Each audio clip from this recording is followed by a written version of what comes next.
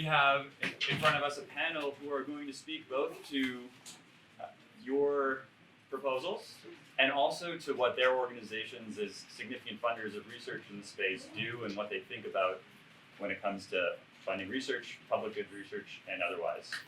So we'll start and just go across the crew and love to hear from you, who you work with, the grants and funding programs at your organization, and how you guys approach funding research. Awesome.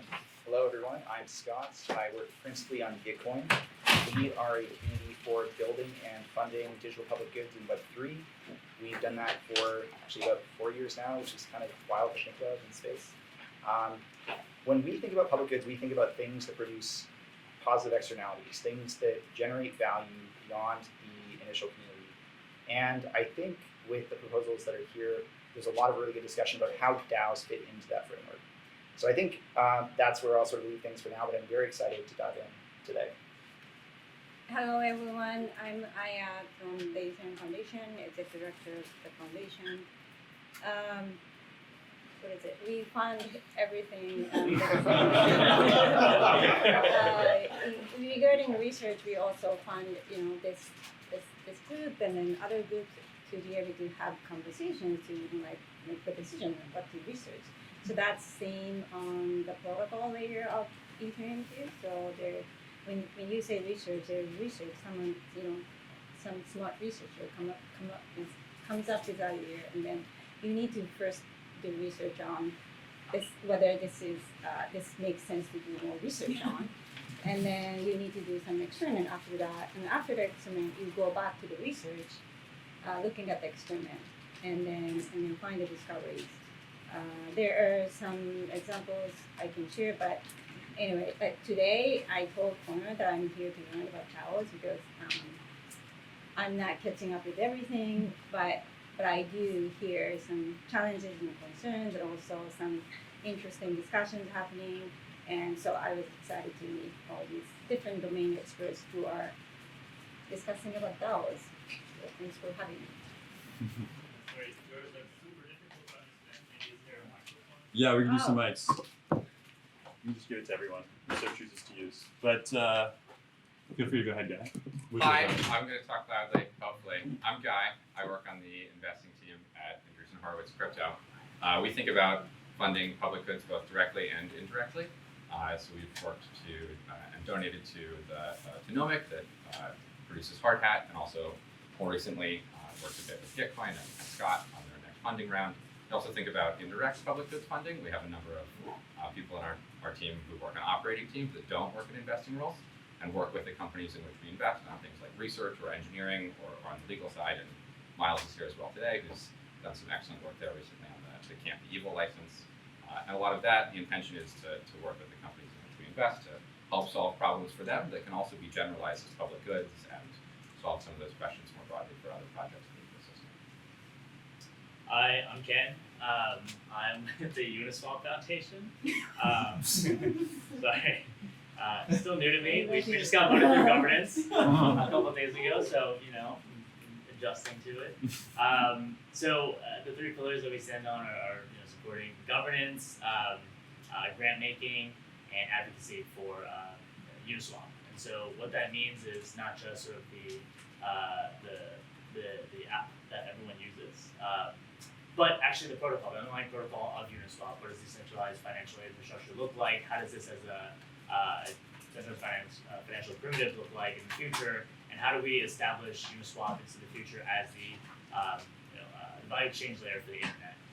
So this is amazing because when we think about public goods, it's open infrastructure, it's developer tooling, developer experience, all of that, and also governance. How do we make governance work? I won't say the D word. Governance. I think it's DAO. It's a joke. Come on. Funny. We're keeping it lighthearted. DAOs, governance, and making sure that these things are efficient, effective, and can create decentralized infrastructure towards the future, especially for Uniswap and DeFi as a whole. Great, thanks guys. And I realize for our viewers at home, because we're not able to use the system here, this is the 2022 Stanford DAO Workshop, and this is the last session. It's the funding panel, and next time you'll have to come live to do the workshops, because that's how we have to do it. So maybe moving right into the research proposals that you guys reviewed, and they only had a very limited amount of time to review very many research proposals, so they won't be able to speak to all of them, but all of them are artifacts which we're going to be using in future to try to get as much funding in the space as possible, of course. But maybe if we just go across the group once again, you can speak to proposals that stood out to you as particularly compelling that your organization or one like yours might choose to fund. So I loved all of the proposals. And I think in particular, one thing that stood out is that there was a lot of sort of overlap between domains of interest. And I think the reason for that is largely that the space is still so new and there's still a lot of unsolved, very like kind of almost like beginner questions in terms of just how do we actually think about these organizations. And I think, you know, what's amazing to me is that as an operator, we haven't actually really asked the research community deeply what exists in terms of organizational structure, what exists in terms of best practices. And so I think a lot of the folks here coming from the research side were kind of sort of advocating for that sort of, you know, analysis based on principles from past organizational structures and strategies. I think that's absolutely correct. I think we should definitely be doing that. And I think the question is sort of like, how do we do that in a way that leads to quick sort of like outcomes, sort of like agile execution of these different experiments. And so one thing on that front that really I thought was interesting was actually from table 2, which I think was Josh, around how do you actually like almost speed run governance? Like how do you essentially build out a set of tools that will let you basically test out how a governance system would work in practice based on sort of you know, automated, almost like mechanical Turk style like governance roundtable like discussions. I think that's actually like, you know, probably in some ways could accidentally get you to like very ineffective models at you know in the worst case. But I think there's actually a lot of ways that we could start to use that to experiment with sort of novel governance that might be very, very dangerous, especially in the context of DAOs with large treasuries that have a lot of like potential like risk factors and experimentation, and letting them kind of like experiment in a safe way. So that's one that stood out. But in general, I think these were all great proposals. Yeah, I guess to add to that, just like stepping back and the idea of shared language and shared vocabulary for what we talk about, what we mean when we talk about DAOs and governance, I think that is really important and really kind of understanding, you know, what is the process for actually agreeing on this terminology. And I think we see a lot of this in sort of like the building of Ethereum and sort of how we agree on the terminology for scaling Ethereum. So how do we now apply this in a more sort of consensus layer without engineers, or I guess like in this case it would be lawyers and or other people using DAOs and participants, and you know, more so you know, as we start to grow and scale these systems, you know, we have to know what it is that we're talking about. We have to sort of agree that these are the same words we're going to use, and also what does it mean to be a part of a DAO? What is a meaningful participant? What does it mean to engage in a DAO? Is it just someone that raises their hand and says, I'm a part of this DAO, or is it something that is a little deeper than that? Like I have a token, or I have voted, or you know, all of these things I think are sort of still amorphous, and I think that type of research and getting a little more tangible, at least for us, is definitely something we want to see more of. I'm the only one who uses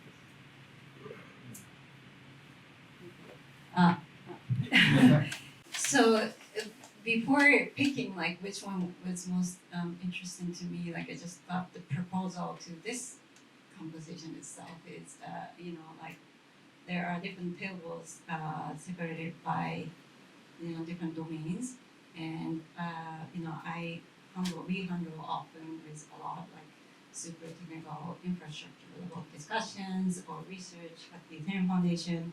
But I personally always interested for something like DAO, specifically like the intersections between the technology and also other parts of the society.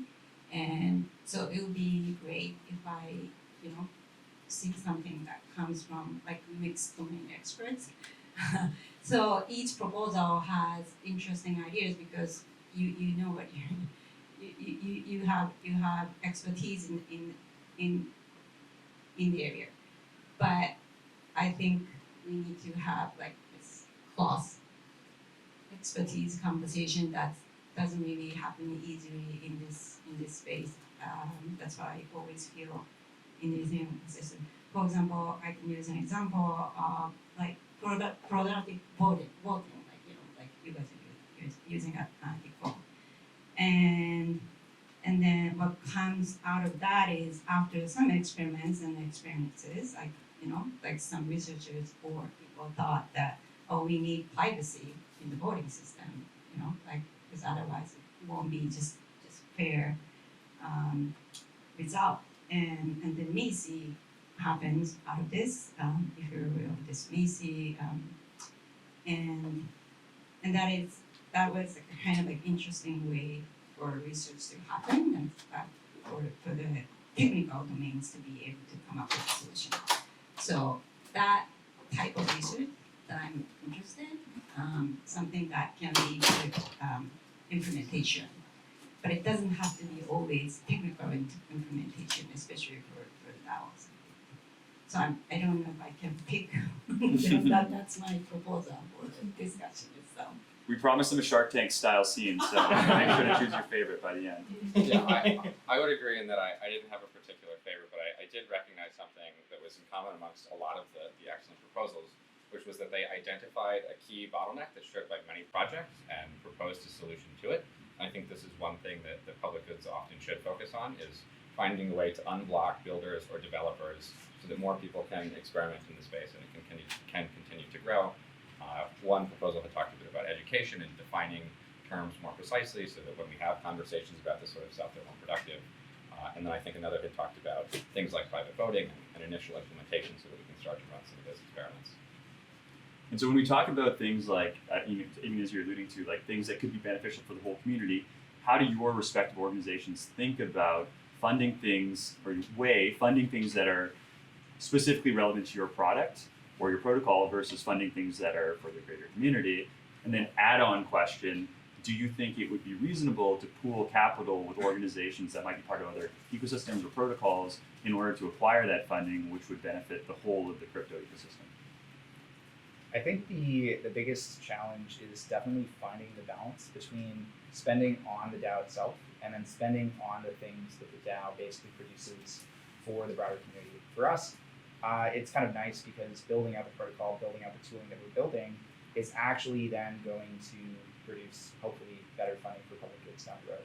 So quadratic funding basically being like a community sort of first way to decide where philanthropic funds are distributed rather than in a kind of effective altruism sense line. So someone to decide the problem space and then basically allocate the funding to it. I think that the challenge for us is thinking through, again, like which of the problems to really put money towards and like especially how to make those problems extremely tangible to the different communities, including Gitcoin's community, that might be served by that research. And so I think finding an increasing sort of number of sort of proposals like these that we can then sort of like almost rally around would be even amazing for like a Gitcoin grants round. I would love to do that. Mm-hmm. But in addition, I think it would be really interesting just to see more groups like this come together and sort of define those problem spaces. Before actually the DAO Research Collective came together, there were like, and I think this is still sort of the case, there were probably like 20 different research groups that were independently working on very similar problems. And I think just the fact that you had a lot of people coming together here made it much easier for those people to basically figure out how to coordinate on those shared problems. In terms of the sort of follow-on question, like how would we basically go about creating this like collective structure for funding? I think that would be really cool to see. I think there was actually some conversation on private voting that came up in this regard. I think there was also Tibble2, very biased towards Dan Benet here.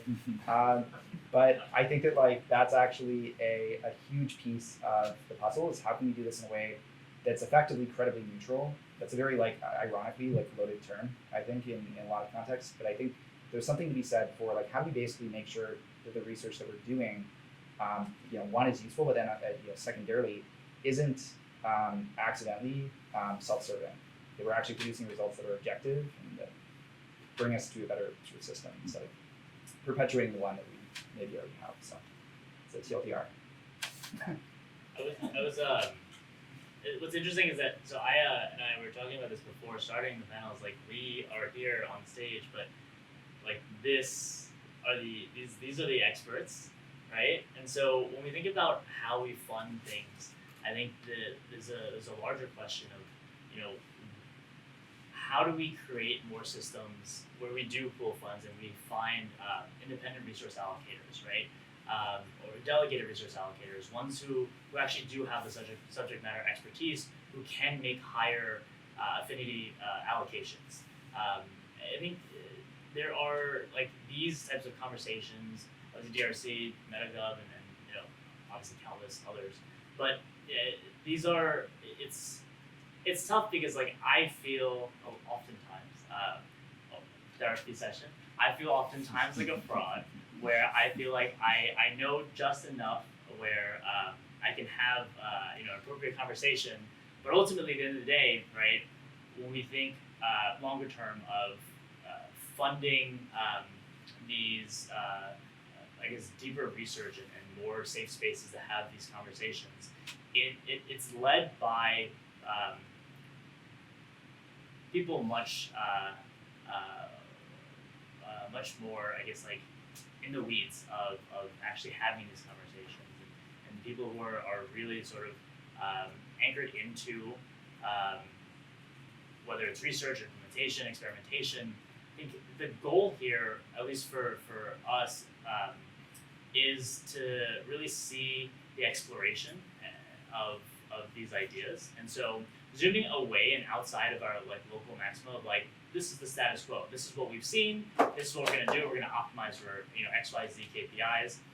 We can probably step back and see you know, what else does experimentation look like? How do we actually move past that to a larger global maxima of like, okay, maybe this isn't optimal. Maybe this is a suboptimal system that we've sort of echo chamber within. But now, how do we recreate these new systems, and how do we actually have learning from the past or thinking, you know, from a grassroots perspective, what actually do we want to see from these outcomes, and how do we sort of incentivize the right people or the right groups to have the right conversations in order to get us there. Doesn't answer your question. I apologize. Question was. The question was around how, if it's feasible, really, appreciating that so many of our problems are like problems shared by the community for different ecosystems, protocols, product teams to pool capital to pay really for collective research that's for the public good, Yes. which Ken nailed. Oh wow. I It think is. Connor just saved you. Yeah. It's gonna be hard to follow up on But- Ken's answer. No, I understand what Ken means. Ken actually is from the Ethereum Foundation, or he has graduated. It's still kind of out there, but I think Connor, you mentioned to us Ethereum is not a product. So, but then when we make decisions for funding,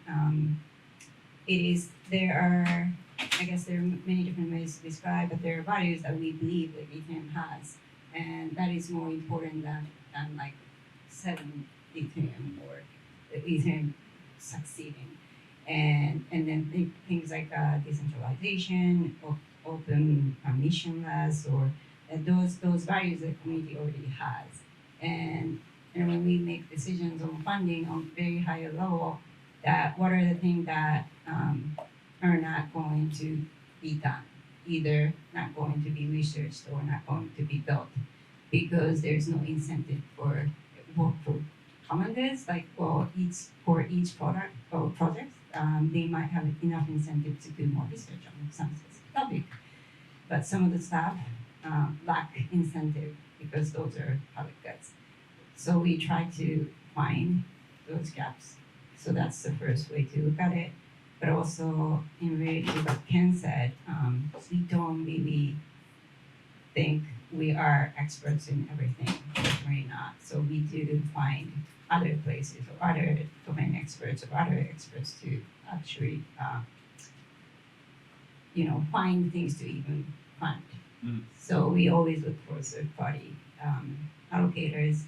And so that involves the reason why we decided to work with Connor and fund this group is that, yeah, like we don't have domain experts in our organization, but I think it's important enough. It seems to be important enough that the community is excited about, and maybe there needs to be more research to be done so that other people can figure out what to build.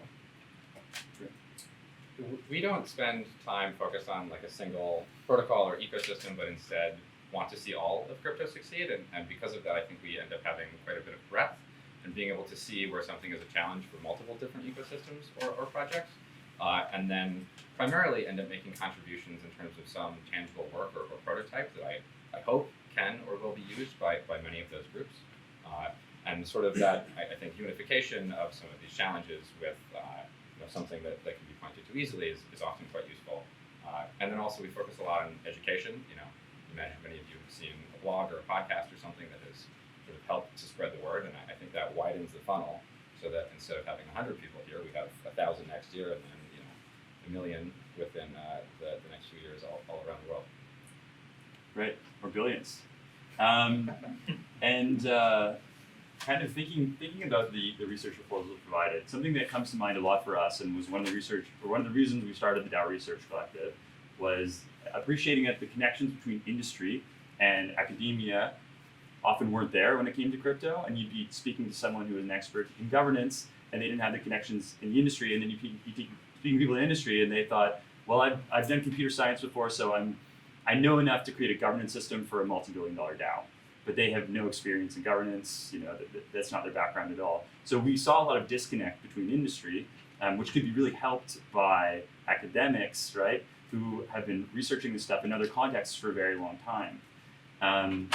When your organizations look at proposals, and this might not apply across the board, but when you look at proposals from different individuals, how do you sort of think about credentials, like operators who are in the space for a long time versus academics who work in related spaces? I think it's very easy for us to, like, kind of as I touched on at the beginning, think that there isn't really much before crypto, that this is just like a completely new, like, tabula rasa sort of space. I think that's probably a mistake. Ultimately, when we look at, for Gitcoin, what to fund, because it's based on what the community wants to fund, I think this goes kind of to Ken's point, sometimes that does tend towards people that are already in the space, that might just be experimenting, that people know and sort of trust as operators or as people in space.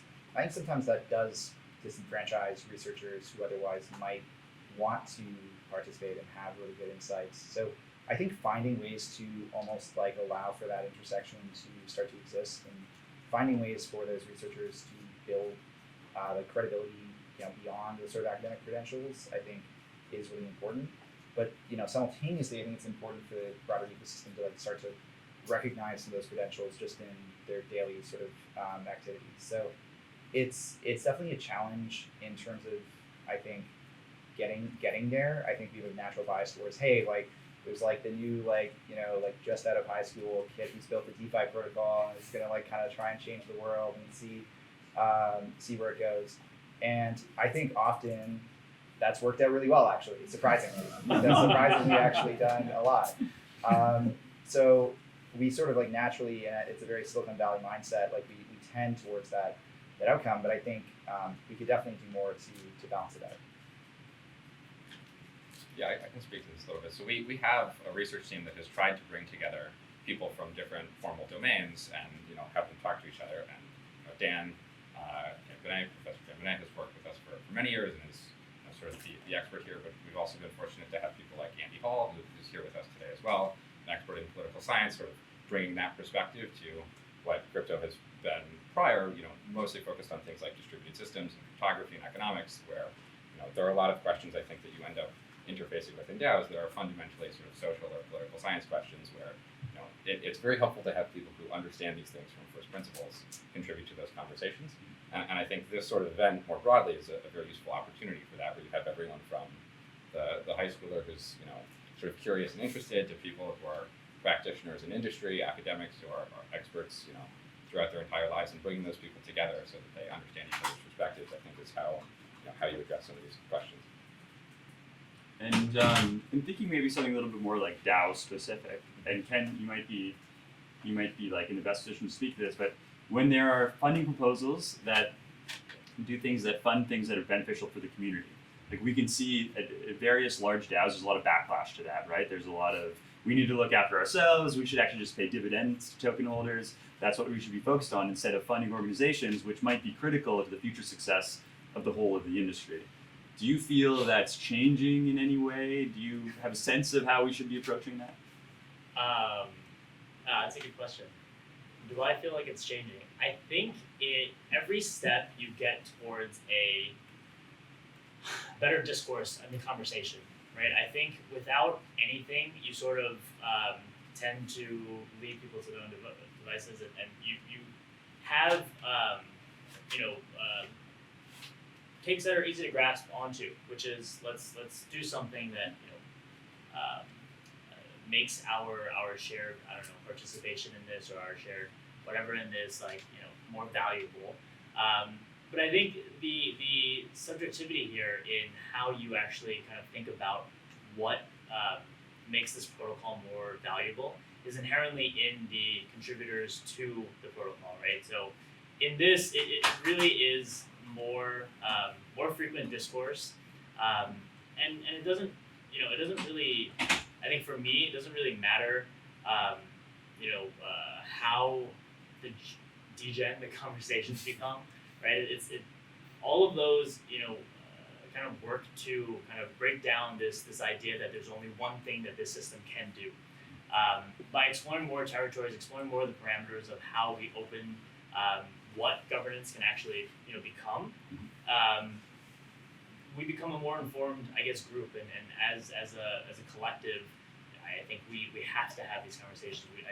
I see all these things as growing pains, right? So, part of it in governance, as we all know, right, is the idea that if we're in this as a DAO, if we're in this open accessible system, that means that I have a voice. Yes, everyone should have a voice. Access means anyone should be able to do stuff. But I don't agree that accessibility is shared across, right? I think the voices that need to have more, a louder voice and more of a say in governance, will start to come out when you have these harder conversations of, okay, there's a capital allocation here. What does that mean? What does that entail for all of us in this shared ecosystem, right?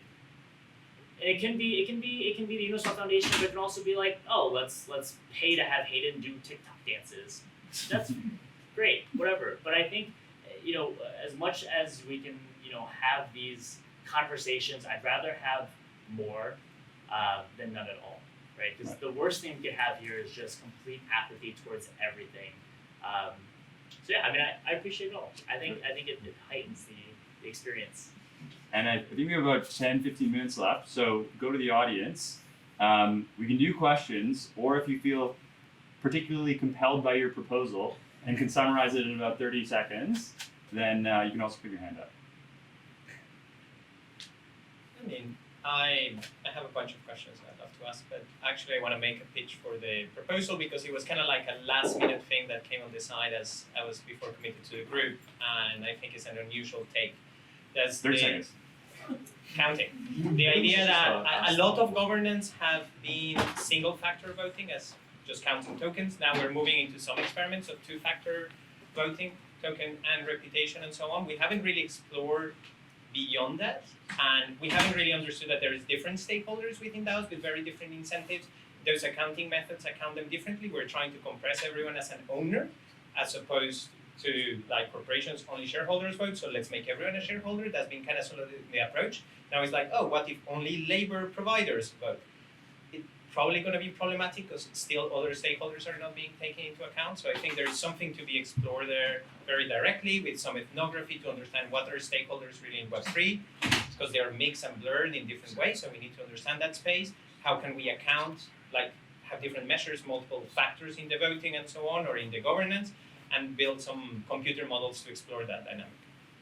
Yeah, I think that's great, and that kind of goes to the speed running governance piece in a way. I think there's two really good things about that. The first thing is that there's a lot of types of DAOs, and I think we just call them like we sort of talked about this, but like we talk about DAOs, and there's many things that like are very different about, say, like, you know, even if you want to use these terms, which are themselves sort of not incomplete, but like protocol DAO versus like a social DAO or whatever you want to call it.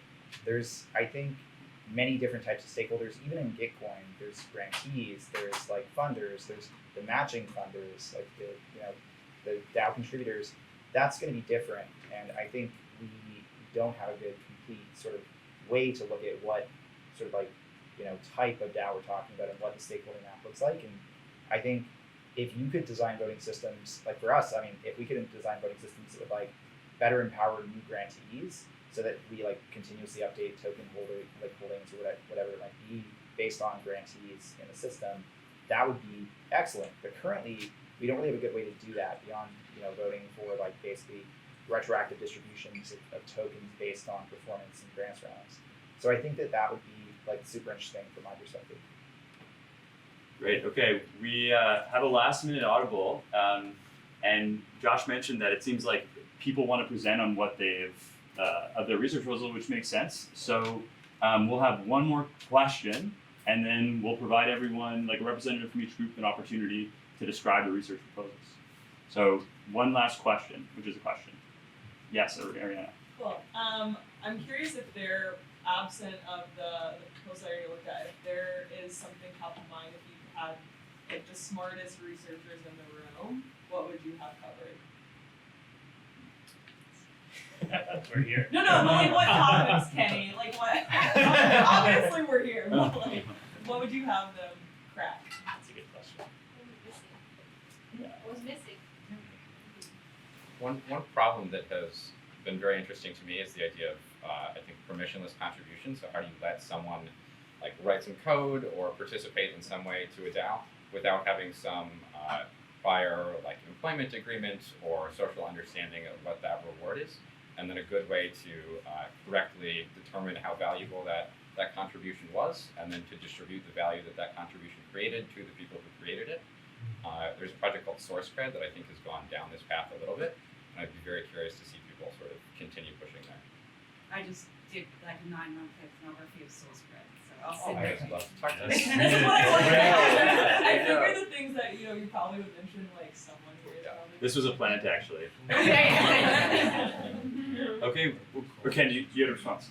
Oh no, I was just looking through to see if there's anything. But I mean, also just like a repo of like all this shared knowledge, right? All the literature that's been done, and sort of like compiling all of this in a nicely organized repo. I would love that. Great. Well, thank you so much, everyone. Really appreciate it. Thanks for coming.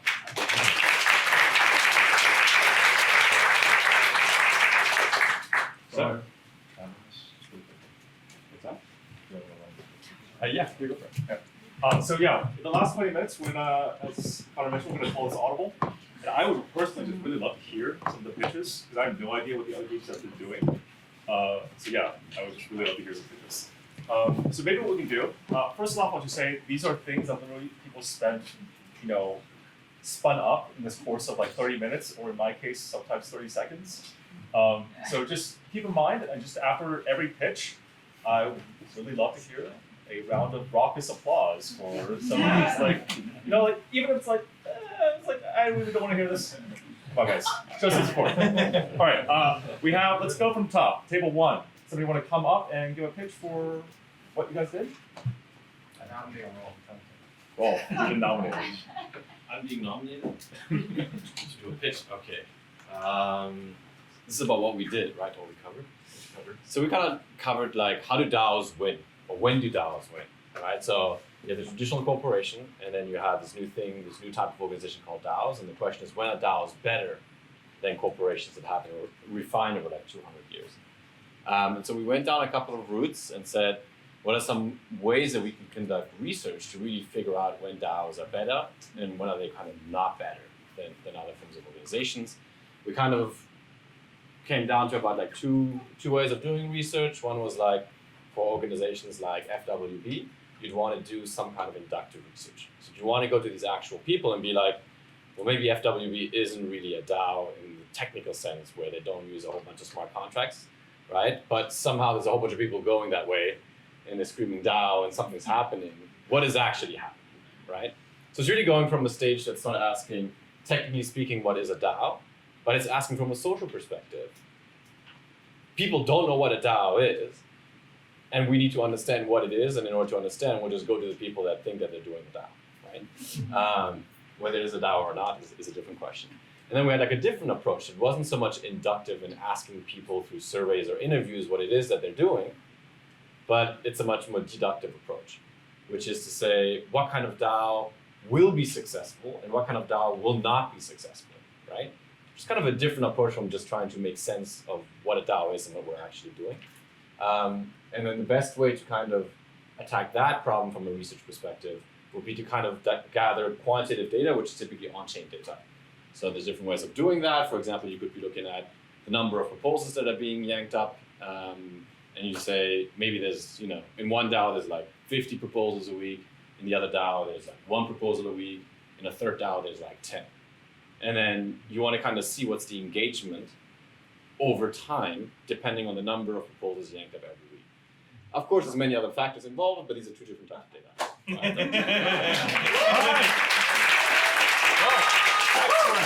I don't know funding is great, but you get some funding. Excellent. All right, table number 2. Jake, you here? Jake? Go. All right, I will have to give this talk then. We had 4 proposals. I will keep them short. Proposal number 1 was, basically fund the 2nd annual DAO Privacy Summit, because we had the first one just now. We talked about all sorts of privacy applications, including implementing some sort of simple privacy Lego blocks within DAOs that can work on mainnet today, namely including private DAO treasuries, like for donation and sort of helping DAOs participate in auctions, private voting, private messaging, and private membership for things like compensation, M&A, like sensitive discussions. Second proposal was around automated experiments. So there are existing modules like Gallinger or Experiment Factory that automate significant parts of the process for producing psychology experiments. We just want to do the same thing for DAOs and governance. Proposal number 3, ultimate public goods. Shen, you want to give 20 seconds on this? I have no idea what you propose, so you're good. Okay, so ultimate public goods is kind of addressing whether nonprofit, legally wrapped DAOs could outperform venture-backed DAOs. And it's, in the proposal I kind of go into how we've been deadlocked into, and this came out of conversations from group 2, into this Delaware C Corp, hegemony, right? There's a kind of dogma. And so there's all sorts of issues with that, and the nonprofits are kind of clustered. It's like, oh, first you get rich, then you start a nonprofit, then maybe you do some impact.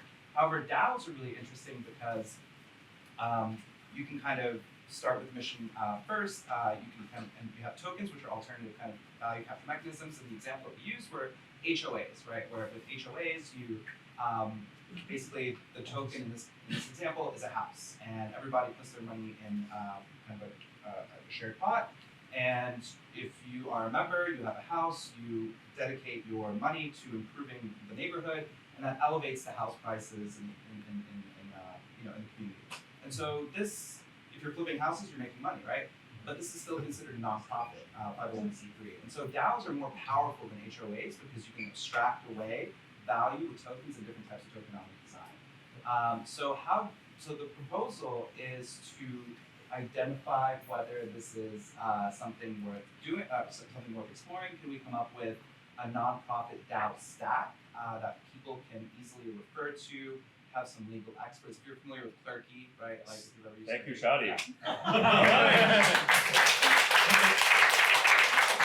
Sorry, I'm just gonna have to be a little bit mean. I'm gonna just cut off the entire proposal number 4 that we have, which is comparing corporate and public sector governance to blockchain governance. However, there is literally 4 paragraphs that have been written on this. This will be shared publicly. You can review the proposal and let us know what you think.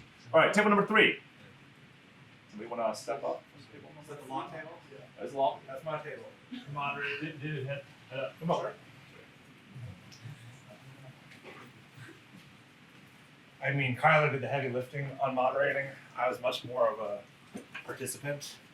But just from a general standpoint, the exercise that we created for kind of who we were pitching to and what value we were creating as far as ideas didn't exactly apply to the legal concept. And so we took a step back. Instead of just trying to kind of play by all the rules, we really tried to focus on, what were some of the common legal issues we were hearing from our practices, our advisory practices, our legal practices within the industry. And kind of the end result was, when you do these academic papers, when you do a practical paper, you onboard a lot of information from scratch. And within the community at large, there's a lot of debate on what the terminology means. And rather than trying to have some kind of prescriptive definition where we just add the 9th or 19th iteration of definitive, a DAO is this, we've probably seen 20, 30 independent definitions of what a DAO is. What we decided to utilize was the project that we put out recently for the DRC as kind of the model, where we were doing a library that we were curating. And so using the curation process, we kind of define concepts around each other, make them more clear, like key citations, so it's more searchable, and try to kind of develop through the existing scholastic work and our review of it for key citation, a little bit more of a collective understanding of where the words are coming from, where they're meaning the same thing, kind of might be applied differently. And that might provide, or I think we expect that it would provide, a much more clear way of talking about some of these concepts. It's a lot less, amorphous and a lot more tangible. And it's not prescriptive, like I said. And that was a huge part of it. We don't want to tell people these are what the words mean. We just want to show these are the best examples of the words being used in the way that conveyed the most meaning. There might be an advantage to kind of consolidating around these definitions of these kind of topics. And if we do the work of putting the library together and putting it so it's searchable and so it's useful, then I think we've done a good job moving the conversation forward in a way that's just a lot more organic and within the ethos of the community.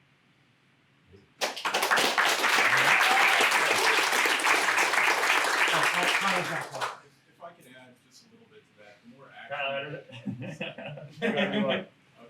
We have time. We have 3 more tables, so go for it. You got 30 seconds. We were trying to develop a peer review process that could apply to the community at large, so that instead of Jack and Jill on different sides of the world writing about the same thing but doing it in different ways, we can come up with a standardized process to define and understand terms as we're reviewing things among the community to make it more comprehensive throughout, so that we can all kind of move together throughout the process.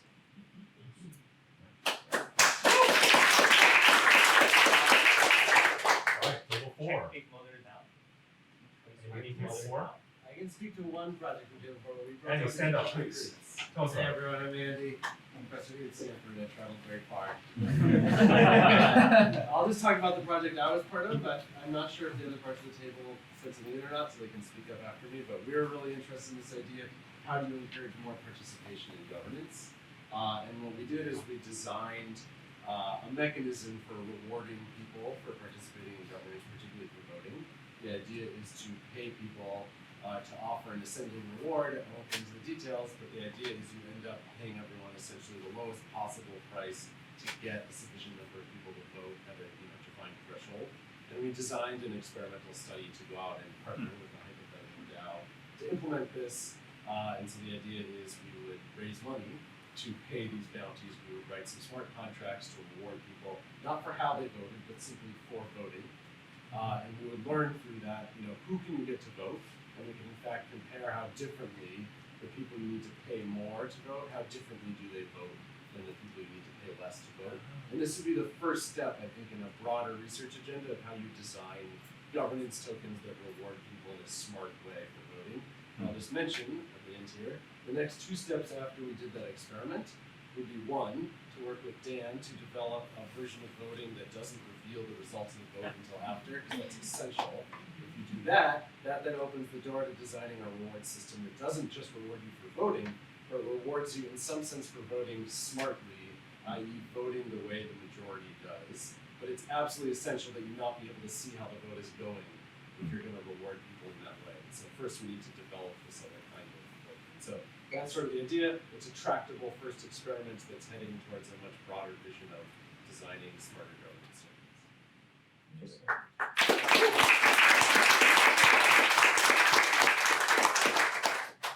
Anybody else from table 4 want to stand up and present their pitch?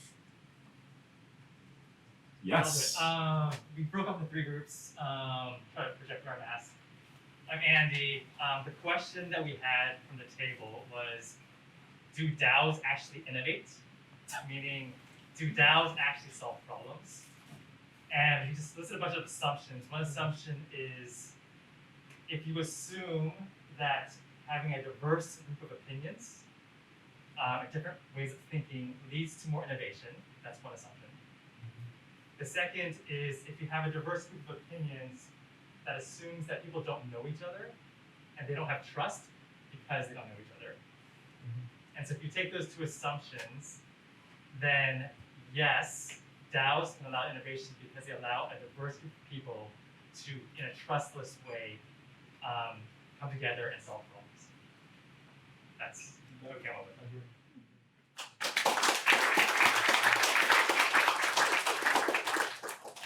I think you have time for one last pitch. I heard there was a third group. Is there a third group? Okay. In that case, table number 5.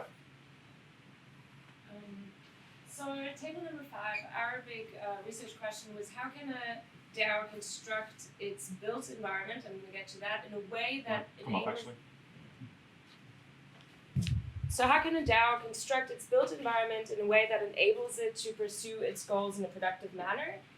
The built environment are kind of like the rules and structures, the smart contracts, reward systems, everything that we construct for ourselves within which we engage in the activities that we want to.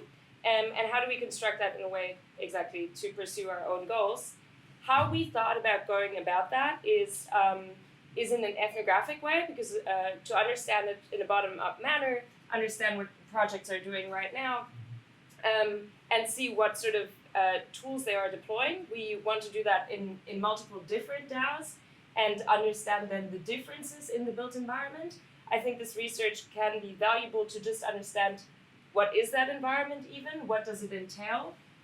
We have the hypothesis that it entails more than the smart contracts and technical infrastructure and tools that DAOs are using, but also best practices.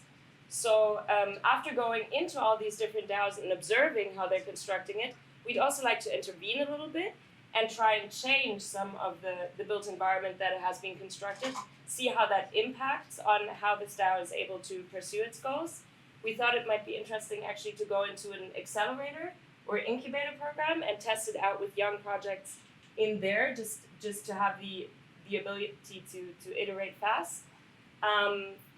We also thought that this could be complemented with more experimental approaches where we go out and design something that is like a very minimal built environment and something that is a very maximally built environment, and then I'll get together for a weekend LARP within those and kind of reflect on the experiences that we've had. And yeah, ideally this kind of generates some like best practice blueprints on not only how to build the structural environment in which we operate, but also how to complement it with some social practices and blueprints, templates on how to navigate within that space we create. Plus, as I said, the theoretical understanding of what does it mean to be building and constructing the environment within a DAO. Yeah.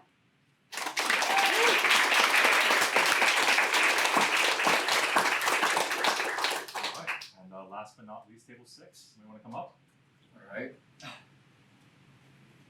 Hello, everyone. I'm speaking for my lovely table 6. We started with a very big question, which is, how do we incentivize contributors to DAOs? And the tagline you saw there before the launch was, incentive structures for bounties. We have an amazing group, and then we realized our definition of bounty is different. So we try to define a narrow bounty, and we lose a couple of folks during that process. So in the end, our definition of bounty is like very small action, autonomic actions. That have very concrete scope, and it's very easy to do. Now, how we think about different incentive structures. The goal of the research, or we're thinking through a research proposal lens, is that we're trying to give DAO operators sort of like a template and be like, okay, you read this piece and then you can think about different incentive structures people have thought about in many different fields. So it's going to be 2 parts how we're going to reach that. Number 1, surveys. So survey DAO operators, founders of crypto bounty platforms. Those are very low-hanging fruits. Although on the academic side, it's probably more interesting. We want to really bring a lot of academics from many different fields: sociology, this is a very big field, right? Subfield is very important. We haven't found like which subfield we should talk to. Probably we're gonna work on that.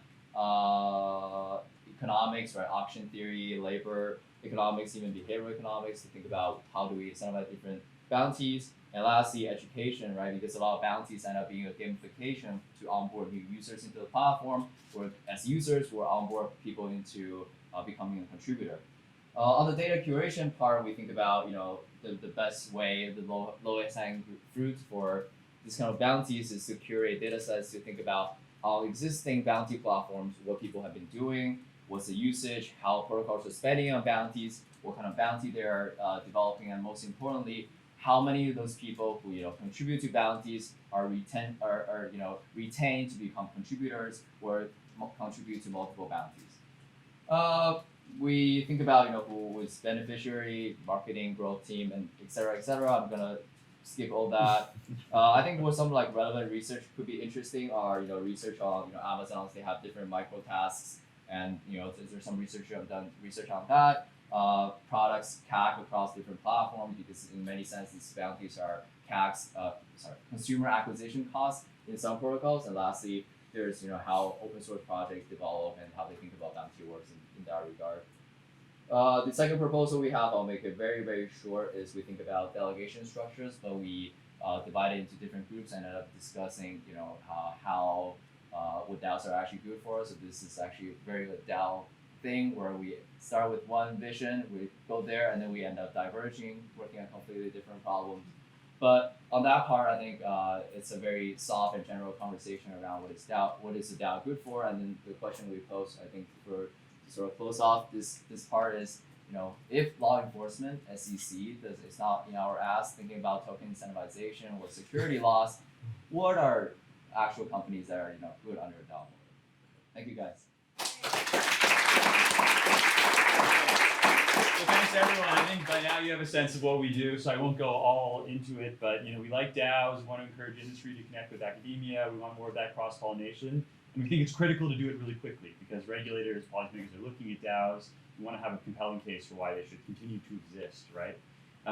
So we're going to continue to be doing a lot of work here. We'll reach out to you with reports, with raw data from today's session. Please do with it what you like. Please collaborate together. Reach out to us if you need support of your research.